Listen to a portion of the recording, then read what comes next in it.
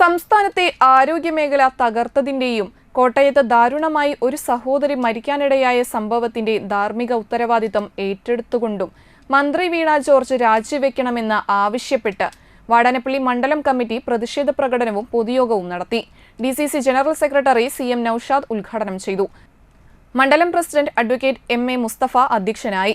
Block president Deepan master, Mahila Congress സംസ്ഥാന general secretary Zubaida Muhammad, block secretary ML Sebastian, മണ്ഡലം secretary Suraja, മണ്ഡലം vice president PV Unnikrishnan തുടങ്ങിയവർ സംസാരിച്ചു.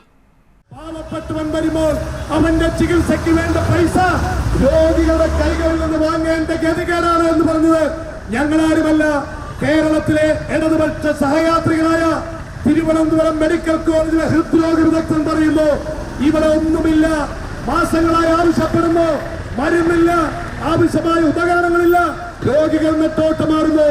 ഇത് ഞങ്ങൾ പറയുന്നു, കേരളത്തിലെ സ്വകാര്യ ആശുപത്രികളെ സഹായിക്കാൻ ലോകത്തിന് മാതൃകയെന്ന് അവകാശപ്പെടുന്ന കേരളത്തിലെ ആരോഗ്യ രംഗത്തെ തകർത്ത പിണറായി വിജയനും വീണ ജോർജും രാജിവെക്കണമെന്നാണ് കേരളത്തിലെ UDF പൊതുസമൂഹം ആവശ്യപ്പെടുന്നത്.